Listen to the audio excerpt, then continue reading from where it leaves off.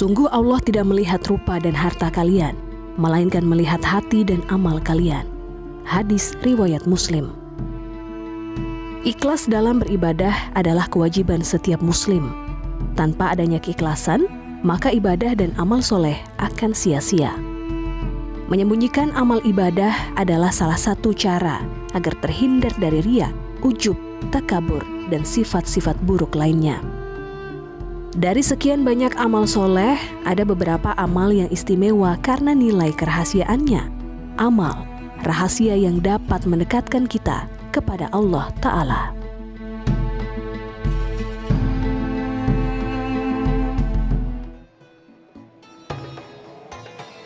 Assalamualaikum warahmatullahi wabarakatuh. Alhamdulillahillazi hadana lihaza wa ma kunna linahtadiya laula an hadanallah. Asyhadu alla ilaha illallah wa asyhadu anna Muhammadan abduhu wa rasuluh la nabiyya ba'dah. Assalatu wassalamu ala asrofil anbiya'i wal mursalin wa ala alihi wa sahbihi ajmain amma ba'du. Alhamdulillah pemirsa Metro TV yang dirahmati Allah. Saya Bayu Oktara senang sekali bisa menjumpai Anda di hari ini, hari ke-21 bulan suci Ramadan. Di 10 hari terakhir bulan suci ini marilah sama-sama kita perbanyak amalan kita dan ibadah kita, baik yang terlihat maupun yang tidak terlihat, di mana hanya kita dan Allah yang mengetahuinya, yang biasa disebut dengan amalan rahasia. Apa sebenarnya yang dimaksud dengan amalan rahasia? Itulah yang akan kita temukan jawabannya di hari ini, tentunya di program Cermin Hati bersama A.A. Gym. Saat ini alhamdulillah kita juga sudah bersama Kiai Haji Abdul Hakim Nastiar untuk mendengarkan tausiah beliau. Langsung saja kita sapa. Assalamualaikum A.A. Gimana kabarnya A? Waalaikumsalam warahmatullahi wabarakatuh. Alhamdulillah. Tenggelam dalam samudra nikmat tiada bertepi setiap saat. Masya Allah. Alhamdulillah. Alhamdulillah. Ini A, tema hari ini mengenai memperbanyak amal rahasia. Saya pernah mendengar satu hadis, izinkan saya untuk membacakannya. Ini hadis riwayat Ahmad yang disahihkan oleh Al-Albani. Rasulullah Shallallahu Alaihi Wasallam bersabda, barang siapa di antara kalian yang mampu untuk beramal soleh dengan sembunyi-sembunyi, maka lakukanlah. Nah, sebenarnya apa yang dimaksud dengan beramal soleh sembunyi-sembunyi itu, A.A.? Mohon penjelasannya. Baik, terima kasih. Assalamualaikum warahmatullahi wabarakatuh. Waalaikumsalam. Alhamdulillahirabbil alamin. Alhamdulillahilladzi khalaqal mauta wal hayata liyabluwakum ayyukum ahsanu amala wa huwal azizul ghafur.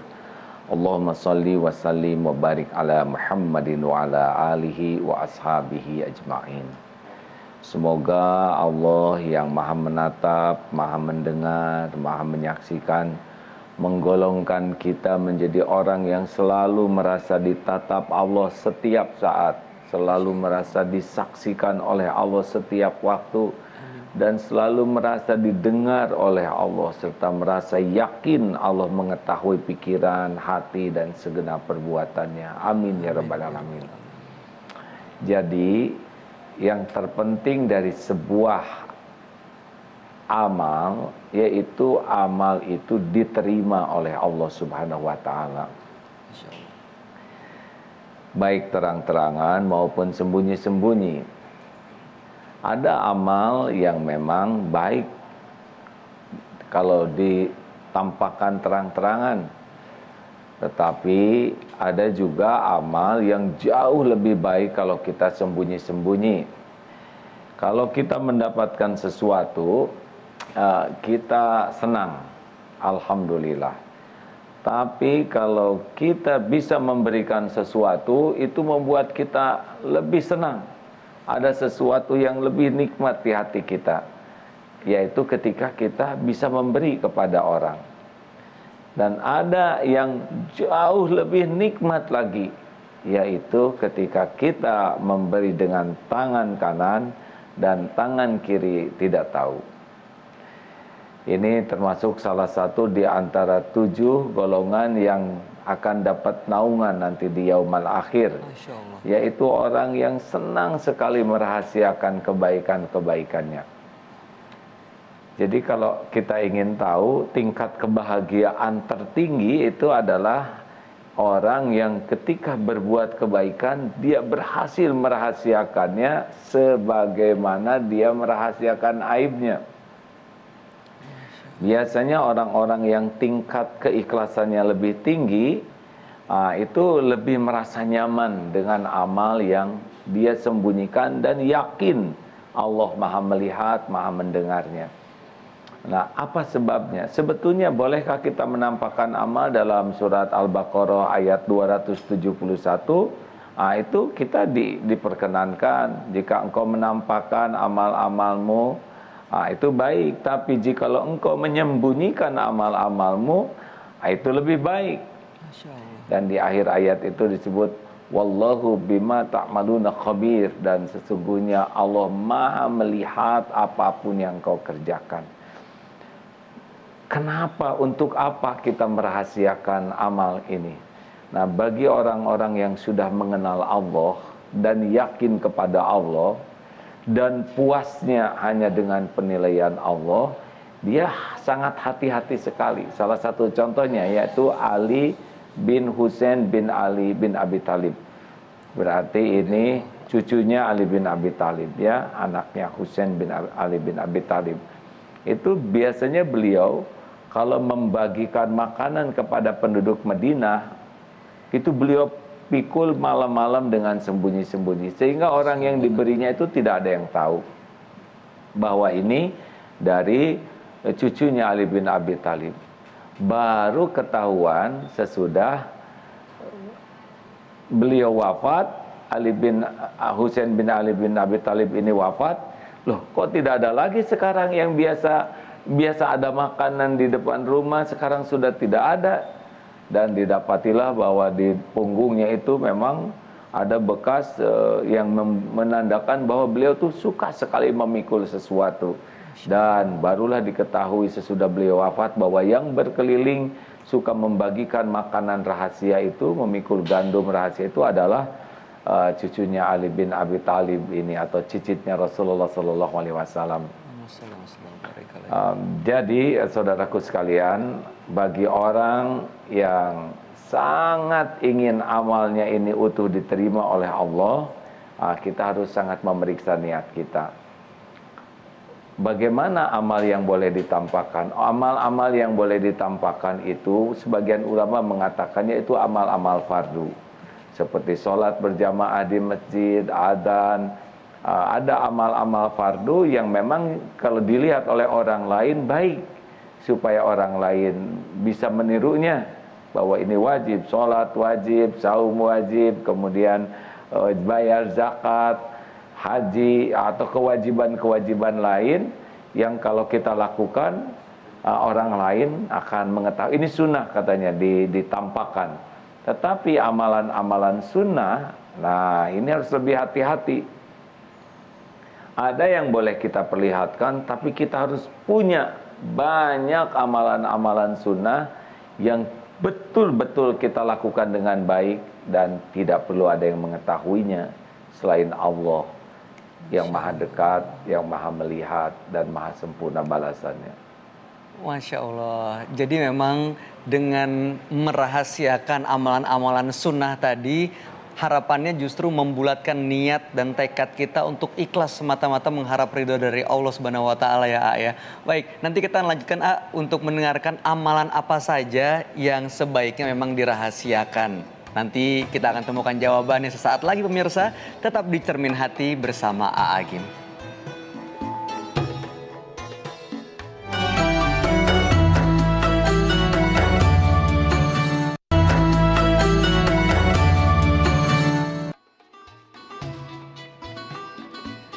Pemirsa, terima kasih Anda masih bersama kami. Kita lanjutkan kembali untuk mendengarkan tausiah Kiai Haji Abdullah Gimnastiar, tentunya di program Cermin Hati bersama A Agim dengan tema hari ini memperbanyak amalan rahasia. Nah, ini kita lanjut lagi A, mengenai amalan rahasia. Tadi A sudah menjelaskan kenapa amalan itu sebaiknya memang dirahasiakan, terutama yang sunnah. Nah, selanjutnya apa saja sebenarnya amalan-amalan yang sebaiknya dirahasiakan itu A? Ya, jadi kan mengapa kita diciptakan Allah di bumi ini? Wa ma khalaqtul jinna wal insa illa liya'budun. Tiadalah sekali-kali kuciptakan jin dan manusia kecuali untuk beribadah kepada Allah, menjadikan seluruh aktivitasnya ibadah. Tuhan kita adalah Allah yang menciptakan, yang mengurus, yang menguasai, menggenggam diri kita, yang membagikan pahala, yang menentukan selamat, juga bisa melindungi kita adalah hanya Allah. Sedangkan makhluk-makhluk lain sama seperti kita. La haula wala quwata illa billah. Tidak ada daya kecuali Allah yang menguatkan, tidak punya apa-apa kecuali Allah yang menitipkan, tidak tahu apa-apa kecuali Allah yang memberikan sedikit ilmu, tapi yang jelas pada punya dosa di antara manusia itu ya. Nah, banyaknya di antara kita ini kalau beramal kita lebih suka untuk mendapat penilaian dari makhluk. Ingin dianggap soleh, ingin dianggap baik, ingin dianggap khusyuk, ingin dianggap orang yang dekat dengan Allah. Nah, ini betul-betul berbahaya. Kalau orang memamerkan mobil hanya sekedar menampakkan ya begitulah ya, belum terlalu matang. Karena anak kecil sering pamer kendaraan, mobil-mobilan, boneka-boneka itu bisa dimaklumi. Karena jiwa anak-anak memang selalu menginginkan pujian dari orang. Kalau kita makin tua, masih sangat sibuk pamer benda-benda, barang, aksesoris, itu berarti hanya menunjukkan kekurang dewasaan, kekurang matangan seseorang. Karena kalau orang sudah semakin tua itu sudah tidak, semakin dewasa, semakin matang, sudah tidak memerlukan lagi pengakuan orang dari kaleng, besi dan sebagainya. Tapi ada yang lebih buruk daripada itu ya, yaitu orang yang suka sekali memamerkan amal ibadahnya, sholatnya, ngajinya, umroh, haji, sedekah-sedekahnya atau semangat juangnya semata-mata hanya ingin pujian makhluk atau disebut riya ini. Nah, ini membuat Allah sangat tidak suka. Karena semua ibadah itu adalah hak Allah. Sehingga orang-orang yang riya ini, yang suka memamerkan amal atau sum'ah, menceritakan amalnya, ini hidupnya saja dia tidak akan bisa bahagia oleh Allah, karena hati ini dibulak-balik oleh Allah. Jadi orang-orang yang suka pamer, yang suka ingin dipuji orang, dianggap soleh, dianggap baik, dianggap qori'ah yang sangat merdu, dianggap hafizoh, dianggap ahli tahajud, ahli saum, ahli sedekah, itu hatinya tuh tidak akan pernah dibuat tenang oleh Allah. Masya Allah. Karena yang membuat tenang tidak itu adalah Allah Subhanahu wa Ta'ala. Dan Allah tahu isi hati kita tuh, bahwa kita beramal demi dipuji makhluk dengan amalan hak Allah. Inilah bahaya terbesarnya ingin dipuji orang. Selain amalnya tidak akan diterima, dia pun tidak akan bahagia hidupnya. Tidak bisa. Bahagia itu milik Allah. Dan tidak bisa orang yang riya, yang sum'ah itu bahagia, tidak bisa. Karena dia sudah menuhankan penilaian makhluk, menuhankan pujian makhluk, menuhankan kedudukan di sisi makhluk. Dan ini adalah syirik khafi yang juga merupakan inna syirka la zulmun azim. Masya Allah. Nah, bagi orang-orang yang waspada, tidak mau dia sengsara di dunia dan celaka di akhirat. Orang yang syirik itu semua amalnya tidak diterima. Astagfirullahaladzim. Auzubillah min dzalik. Nah, jadilah diupayakan, rahasiakan amal. Tetapi seperti yang tadi dikatakan, Rasulullah pun tidak semuanya rahasia. Makanya bagi orang-orang yang dijadikan panutan, dikenal. Nah, ini bagus kalau bisa menampakkan amal untuk mengajari orang tahu amal ini, untuk agar orang bisa meniru amal ini, agar orang tidak berburuk sangka menganggap dirinya tidak mengamalkan. Jadi ada orang yang memang baik untuk memperlihatkan amal, tetapi bersamaan dengan itu dalam kesendirian pun beliau lebih banyak lagi. Jadi ada seorang ulama yang menampakkan sedekahnya supaya orang lain meniru dan tahu ilmu sedekah. Tetapi saat yang sama banyak sedekah-sedekahnya yang tidak diketahui orang. Ada beliau mendirikan sholat sunnah yang diketahui orang, tapi dibalik itu banyak sholat sunnahnya yang sangat khusyuk, sangat nikmat dan tidak diketahui orang lain. Nah, oleh karena itulah kalau kita memang memperlihatkan amal, misalkan dalam sedekah atau kebaikan lainnya, maka pertanyaannya apakah di dalam kesendirian yang tidak diketahui orang kita punya amal lain atau tidak?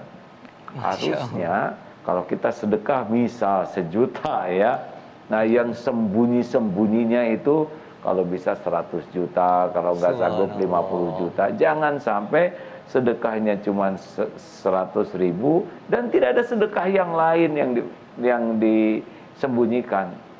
Nah, kita ngaji didengar orang, ya nggak apa-apa memotivasi anak-anak, keluarga.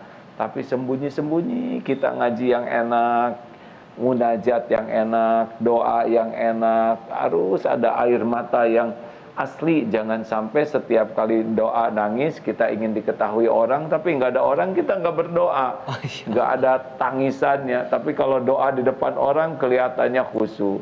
Kalau sholat di depan orang rukunya lama, sujudnya lama. Tapi kalau sholat sendirian gesit, tangkas, ini sudah acting semuanya ya. Menggunakan hak Allah untuk cari muka manusia, dan ini jauh lebih buruk dibanding dengan orang yang hanya sekedar memamerkan dunia. Karena itu hanya menunjukkan ketidakmatangan pribadi, tetapi kalau memamerkan amal untuk pujian orang menandakan kemunafikan, orang yang ria, orang yang syirik ya. Musyrik itu ya, inna syirka la zulmun azim. Walaupun syirik khafi, tetapi itu merupakan kezoliman yang sangat besar. Kesimpulan, kita harus sangat mengevaluasi kebiasaan kita dalam beramal. Jangan sampai semua amal kita hanya demi dilihat orang. Nauzubillah min dzalik. Nauzubillah, semua nauzubillah min dzalik. Baik, kalau tadi sudah menjelaskan apa sebenarnya keutamaan dan juga bagaimana supaya kita melakukan amalan-amalan yang sebaiknya dirahasiakan. Nah, dengan merahasiakan amalan itu sebenarnya apa manfaat yang akan langsung dirasakan oleh hambanya? Nanti kita akan dengarkan jawabannya mungkin setelah ini, karena kita harus jeda terlebih dahulu untuk mengikuti headline news berikut. Untuk itu tetap di Cermin Hati bersama A. Agim.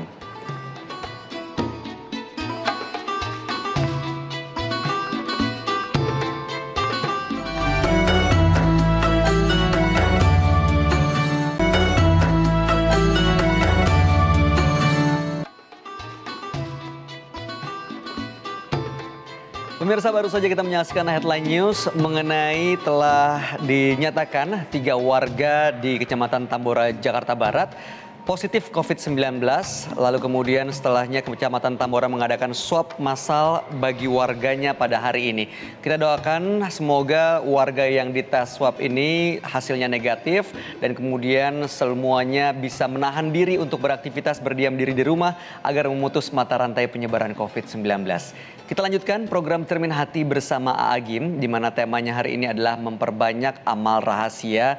Tadi AA sudah menjelaskan keutamaan apa saja yang harus dilakukan dan didapatkan apabila kita melakukan amalan rahasia. Namun kami juga mengingatkan bahwa pemirsa di rumah punya kesempatan untuk bertanya kepada AA langsung hari ini. Makanya Anda bisa langsung menyampaikan pertanyaan melalui sosial media kami di @metrotv_today dan juga @metrotv. Insya Allah nanti bagi pertanyaan terpilih akan kami bacakan dan juga akan kita hubungi untuk langsung melalui video call bertanya kepada A. Agim. Baik, tadi ada satu pertanyaan yang menggantung dan belum dijawab. Apa sebenarnya manfaat yang akan dirasakan dan didapatkan bagi seorang hamba saat merahasiakan amalannya? Mohon pencerahan A. Jadi kan amal itu diterima syaratnya 2. Satu, niatnya ikhlas, dan yang kedua caranya ittiba kepada Rasulullah SAW. Yang penting dari sebuah amal itu sebetulnya bukan amalnya. Yang penting dari sebuah amal itu adalah diterima oleh Allah amal itu. Oleh karena itulah tidak cukup kita berpikir bagaimana saya beramal, bagaimana saya sholat, bagaimana saya saum, bagaimana saya sedekah dan sebagainya. Tapi yang harus ada dalam pikiran kita adalah bagaimana yang saya lakukan ini diterima oleh Allah. Nah, kalau Allah menerima, Allah tuh maha tahu segala-galanya. Jadi tidak ada yang tersembunyi. Allah wa huwa ma'akum aynama kuntum wallahu bima ta'maluna basir. Dan dia bersamamu dimanapun kau berada, dan Allah maha melihat apapun yang kau kerjakan.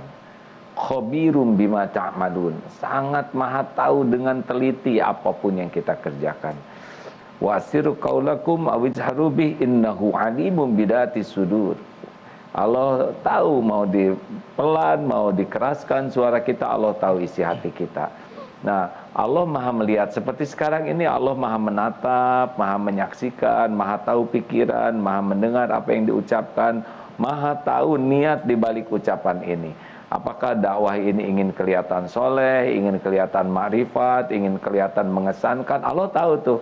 Kata-kata bisa baik, tetapi niat bisa ujub, bisa ria, bisa takabur, ya. Banyak yang ada di hati ini. Nah, makanya kita harus sangat serius untuk memperhatikan hati kita, dan Allah maha tahu isi hati kita.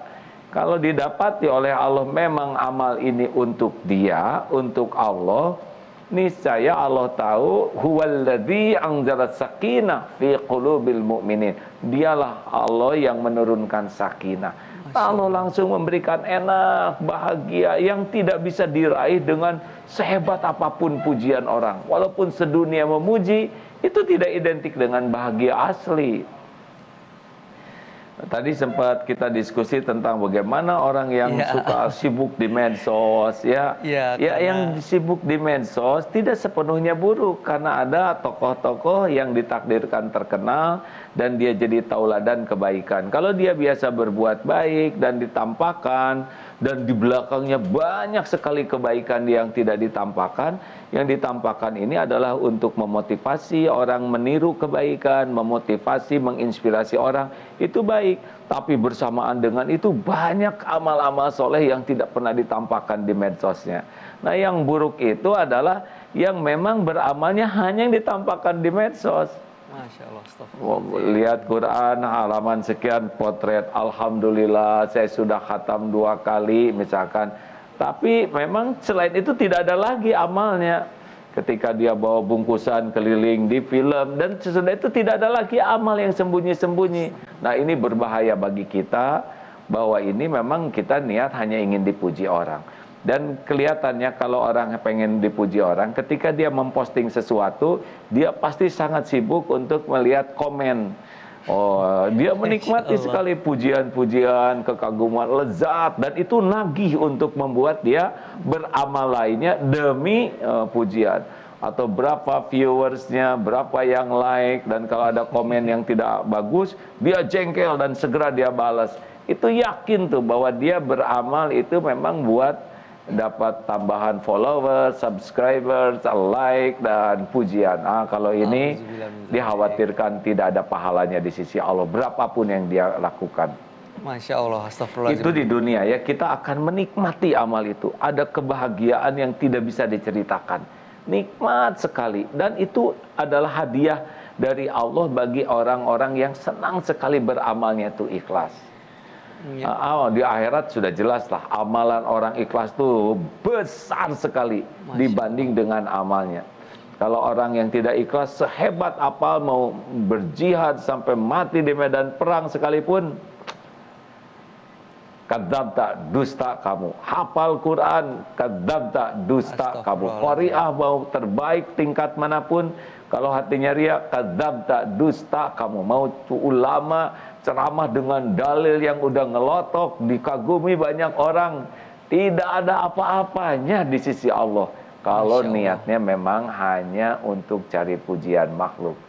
Maka kita harus berlatih terus, berlatih ya, berlatih untuk menyembunyikan amal. Tapi ada tapinya nih, dalam kesendirian pun bisa itu penyakit hati keluar itu. Wah, gimana tuh? Yaitu ujub, merasa, oh lihat, cuma saya nih yang beramal. Misalkan lagi saum Senin Kemis, dia merahasiakan, teman-temannya tuh lagi pada makan-makan, hatinya tuh, ya Allah, saksikanlah saum Senin ini hanya saya yang saum, yang lain tidak ada yang saum. Begitulah ya Allah, mereka tidak ada yang suka mendekat kepadamu dengan amalan sunnah. Ujub namanya.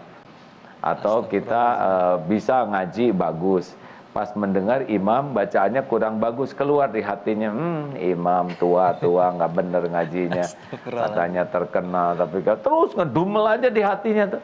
Bukan dia ingin membantu memperbaiki, tapi ada kepuasan lihat orang lain nih bacaannya jelek, jadi dia tuh merasa paling bener.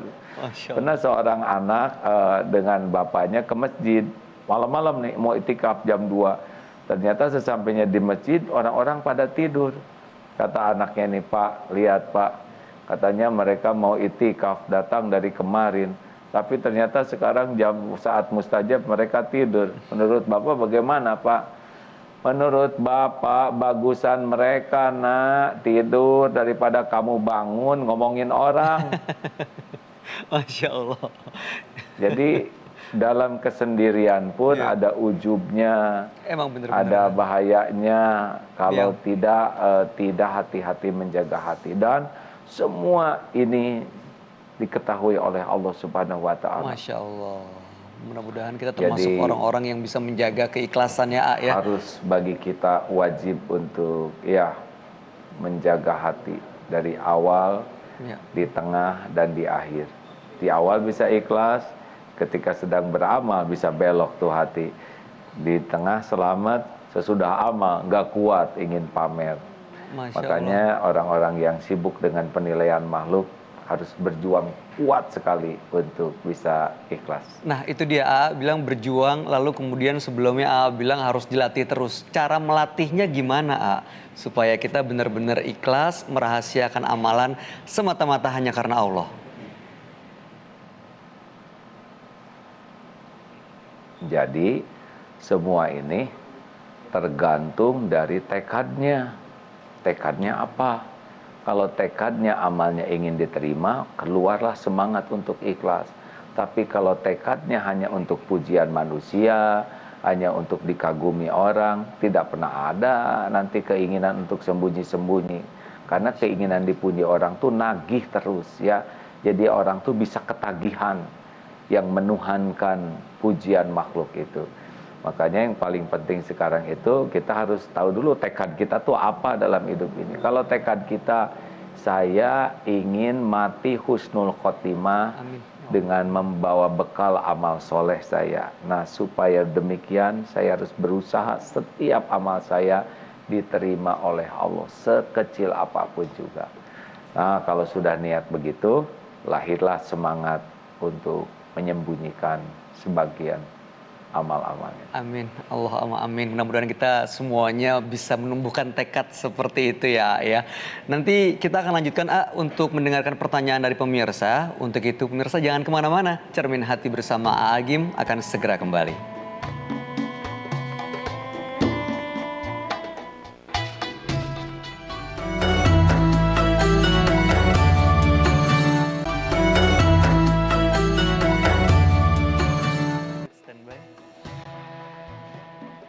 Pemirsa sambil menantikan waktu berbuka puasa, alhamdulillah Anda masih bersama kami dan kita lanjutkan tausiah mengenai memperbanyak amal rahasia tentunya di program Cermin Hati bersama Agim. Seperti janji kami tadi, kami akan persilakan pemirsa yang sudah menyampaikan pertanyaan melalui sosial media untuk bisa bertanya langsung. Seperti yang berikut ini, ada satu pemirsa yang sudah terpilih. Langsung saja kita sapa. Halo, Assalamualaikum. Assalamualaikum. Dengan Mbak siapa namanya? Saya Jeng dari Ciputat, Mas. Mbak Jeng gitu ya, Mbak Jeng. Oke, apa pertanyaannya silakan Mbak Jeng. Langsung sampaikan kepada Agim. Assalamualaikum, A. Waalaikumsalam. Waalaikumsalam warahmatullahi Saya wabarakatuh. ingin bertanya, A. Jadi begini, A. Kriteria masyarakat Indonesia kan beragam ya, A. Misalnya dalam hal bersedekah, ada orang yang dengan kesadaran sendiri melakukan sedekah tanpa perlu diingatkan, tapi ada juga orang yang harus didorong dulu baru melakukan sedekah. Nah, bagaimana hukumnya kalau kita dengan sengaja menunjukkan amalan baik kita atau sedekah itu, misalnya di medsos gitu ya, bagaimana hukumnya? Tapi tujuannya itu bukan untuk dia, misalnya tujuannya untuk memberikan dorongan kepada orang lain agar mencontoh amalan baik kita. Itu bagaimana? Oke, Baik, jadi bagaimana kalau kita sengaja menunjukkan amalan kita dengan tujuan bukan untuk riya gitu ya, tapi untuk memberi semangat kepada orang lain dan dorongan orang lain untuk mengikuti. Apa kira-kira nilainya bagaimana begitu ya, Mbak ya? Ya. Baik, AA mohon tanggapannya. Oh ya, bagus. Kalau kita beramal dengan niat agar orang lain bisa mengetahui itu amal penting sehingga ditiru oleh mereka dan akhirnya bergulir menjadi kebaikan untuk mereka, itu adalah amal niat yang sangat bagus. Begitu, tapi seperti yang dikatakan, apakah memang tujuan kita ingin orang beramal atau agar kita yang dipuji? Nanti kelihatan selanjutnya. Kalau orang itu ingin dipuji, maka kalau lihat orang itu beramal, dia merasa berjasa. Dia tuh saya yang ngajarin sehingga dia begitu. Sekarang dia niru amal yang saya katakan dulu. Nah, berarti memang dia ingin pengakuan orang. Atau kalau nanti dia tidak menjalankan, kita menjadi jengkel dan kecewa, seakan-akan orang itu adalah orang yang tidak menghormati kita. Oh, berarti kita nasihatin orang ingin dihormati. Jadi sebetulnya orang berubah atau tidak, kita tetap konsisten saja kalau mau mengajak orang berbuat baik. Atau kalau di medsos misalkan dia berbuat baik, sibuk lihat komen-komen yang memujinya, tapi giliran ada yang tidak muji, jengkel. Berarti memang dia sangat sibuk. Ini viral enggak? Viewersnya bagaimana? Kalau ada kepuasan dalam sikap orang untuk menghargai, memuji kita, dan itulah yang memotivasi kita, berarti memang kurang keikhlasannya. Ya. Baik. Nah, selain kita ngajak, juga kita banyak amal yang sembunyi-sembunyi. Baik, mudah-mudahan bisa menjawab pertanyaan yang Mbak Jeng ya, untuk terus menginspirasi, tapi tentunya memperbanyak amalan yang juga disembunyikan. Terima kasih Mbak Jeng, selamat menantikan waktu berbuka puasa. Baik. Assalamualaikum. Waalaikumsalam warahmatullahi wabarakatuh. Selanjutnya ada pertanyaan dari Instagram, dari @rata-rata130613. Assalamualaikum AA, saya mau tanya, jika amalan dirahasiakan, apakah ketika kita mendapat ujian hidup atau musibah, itu juga harus dirahasiakan, A? Oh ya, bagus kalau kita tidak termasuk orang yang senang memamerkan penderitaan dengan harapan orang lain jadi simpati ke kita, dengan harapan orang lain menjadi iba kepada kita. Berarti kita memang tidak ridho dengan ujian itu. Walaupun ada beberapa ujian yang memang baik kalau kita bertanya ke ahlinya, tetapi jangan senang memamerkan derita. Orang-orang yang senang memamerkan penderitaan itu ciri orang yang tidak ridho kepada takdir Allah, sehingga berharap simpati, empati dari orang. Kalau kita bisa sembunyikan, sembunyikan ya, kecuali mencari solusi kepada ahlinya. Kepada orang-orang, buat apa orang tahu? Patah hati diposting di mana-mana, ketipu diposting di mana-mana, atau apalah urusan rumah tangga diposting di mana-mana. Tidak boleh. Kalau kita terlalu banyak memposting urusan dalam yang sesungguhnya tidak perlu diketahui orang, orang akan masuk terus ikut mencampuri urusan. Baik. Termasuk kalau ditimpa ujian, ya kalau bisa ya bersabarlah. Kecuali kita bertukar pikiran dengan ahlinya yang akan jadi jalan solusi. Insya Allah mudah-mudahan terjawab pertanyaannya. Satu lagi, ini dari @anindita. Ketika kita tahu ada seseorang yang dermawan, kemudian saat kita mengalami kesulitan, kita meminta pertolongan kepada orang tersebut, atau bahkan menggantungkan hidup kita kepada orang tersebut, sang dermawan ini, apakah itu boleh, A? Mohon jawabannya. Tidak boleh menggantungkan. Menggantungkan hati ini hanya kepada Allah. Walaupun dia dermawan, kalau Allah tidak menggerakkan untuk menolong kita, tidak bisa. Penolong kita hanyalah Allah. Hasbunallah wa ni'mal wakil, ni'mal maula wa ni'man nasir. Kita diuji, lalu kita dapat informasi ada orang yang tulus. Kita boleh bicara, boleh ya, tetapi yang jangan itu hati berharap pertolongan darinya. Hati harus berharap pertolongan dari Allah. Wa may yatawakkal 'alallah fahuwa hasbuh. Bicara boleh, Pak, saya sedang diuji dalam kesulitan seperti ini, kontrakan saya habis. Saya yakin hanya Allah yang akan membayarkan dan saya sekedar ikhtiar Semoga ini jadi jalan ladang amal. Tapi jangan risau, kalaupun tidak apa-apa. Lalu dikatakan, oh maaf ya, saya tidak bisa membantu saudara. Tidak ada luka di sini, karena dia yakin Allah yang membulak-balik setiap hati. Oh, belum rezekinya dari sini. Kalau luka hatinya, berarti kita bersandar ke makhluk. Nah, ikhtiar sempurnakan tanpa harus menghilangkan kehormatan diri kita, ya. Jangan dikit-dikit minta tolong, dikit-dikit minta bantuan, padahal kita masih punya aset yang bisa kita jual, masih punya barang yang bisa kita manfaatkan, tapi dikit-dikit menghibah, nanti Allah akan membuat izahnya hilang. Jadi kalau orang sudah begini, memang kehinaan akan dekat kalau dia mampu. Kalau kita sembunyikan kesulitan kita dan bicara penuh dengan kehormatan, dan kalau perlu cuman pinjam, ya, insya Allah Allah yang akan membulak-balik hati setiap orang, sehingga nanti kita dapat rezeki tanpa kehilangan kehormatan, tanpa kehilangan ketawakalan. Allah yang mencukupi kita insya Allah dengan jalannya. Amin, amin, Allahumma amin. Terima kasih banyak, ini penjelasan dan jawaban atas pertanyaan dari pemirsa. Dan untuk menutup tausiah hari ini, mungkin kita ingin mendengarkan kesimpulan yang akan disampaikan oleh AA mengenai tema kita hari ini adalah mengenai memperbanyak amal rahasia. Sekaligus mohon memimpin doa buat kita semua agar semua ikhtiar mendapatkan ridho dari Allah Subhanahu wa taala. Silakan, AA. Baik, terima kasih Kang Bayu. Jadi hidup ini pasti diakhiri dengan kematian. Dan kalau kita mati, tidak ada dunia yang dibawa selain amal soleh kita.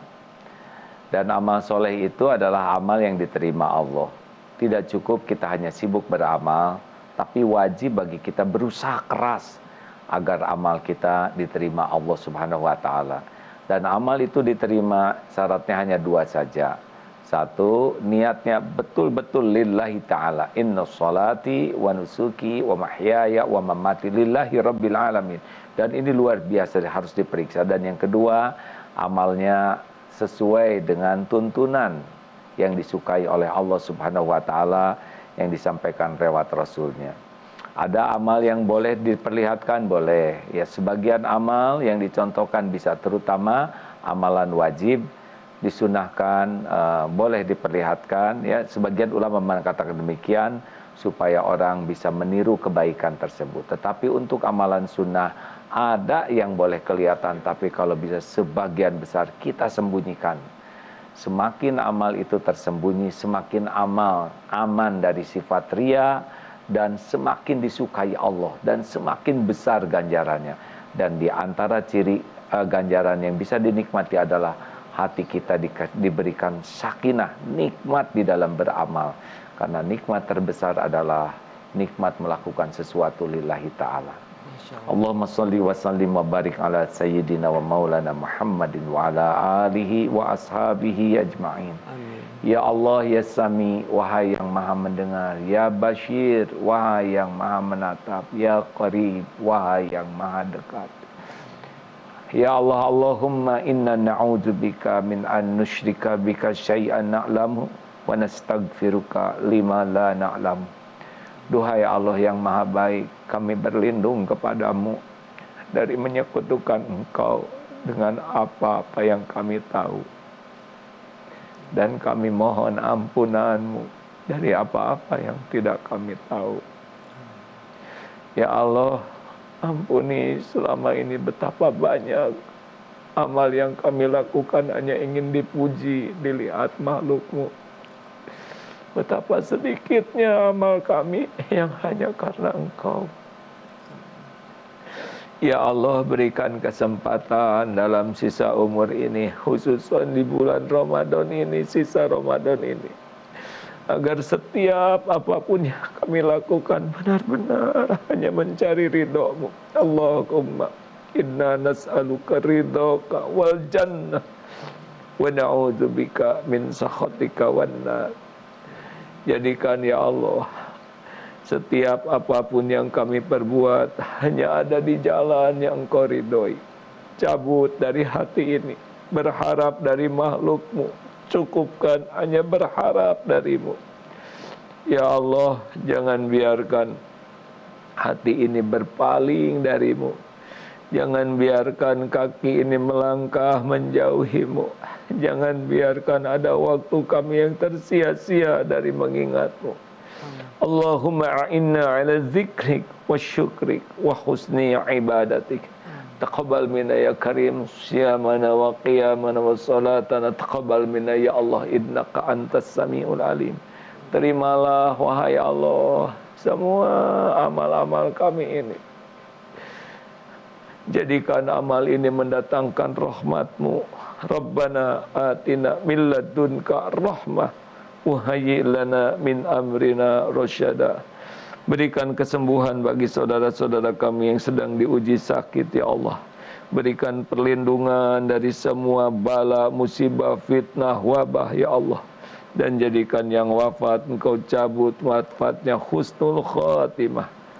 Allahumma inna nas'aluka huda, Allahumma inna nas'aluka al-huda wa tuqa wal afafa wal ghina. Rabbana atina fid dunya hasanah wa fil akhirati hasanah wa qina adzabannar. Allahumma innaka afuwun tuhibbul afwa fa'fu anna ya karim. Amin ya rabbal alamin. Alhamdulillah. Semoga kita mendapatkan Lailatul Qadar. Selamat menikmati jamuan 10 hari terakhir ini penuh dengan keikhlasan. Amin. Dan keistiqomahan. Terima kasih, mohon maaf dan mohon doa. Assalamualaikum warahmatullahi wabarakatuh. Waalaikumsalam warahmatullahi wabarakatuh. Terima kasih AA, mudah-mudahan selalu sehat dan apa yang AA sampaikan bisa membuat kita semakin yakin untuk selalu ikhlas nantiasa beribadah pada Allah Subhanahu wa taala. Terima kasih AA, selamat menantikan waktu berbuka puasa. Baik pemirsa, demikianlah Cermin Hati bersama Agim hari ini, dan kami ingatkan juga jangan lupa untuk terus mengikuti program-program sahur Metro TV yang akan dimulai pukul 2 waktu Indonesia bagian Barat setiap harinya. Ada Tafsir Al-Misbah bersama Profesor Quraisy Shihab, lalu kemudian ada Ramadan Penuh Rahmat bersama Ustadz Das'at Latif, dan juga Asmaul Husna bersama Ustadz Yusuf Mansur dan 2 putrinya. Akhir kata saya Bayu Oktara mohon pamit undur diri. Insya Allah kita besok ketemu lagi. Siang malam silih berganti, terselip senja penuh cerita. Ibadah ikhlas isi di hati, teriring ridho Allah semata. Subhanaka Allahumma wa bihamdika, asyhadu alla ilaha illa anta, astaghfiruka wa atubu ilaik. Wassalamualaikum warahmatullahi wabarakatuh. Rumput, Pak panggil. Sini Mas, pernah megang duit 1 miliar gak? Duit, boro-boro Pak Ustadz. Iya mau gak? Mau lah. Pak Ustadz yang bagi, gue yang bagi, Allah yang bagi. Gimana caranya Pak Ustadz? Ada 1 juta nggak? Ntar kita doa sama Allah supaya situ dikaliin 1000. Ada Pak Ustadz. Dah, sedekahin bismillah. Assalamualaikum. Metro TV, knowledge to elevate.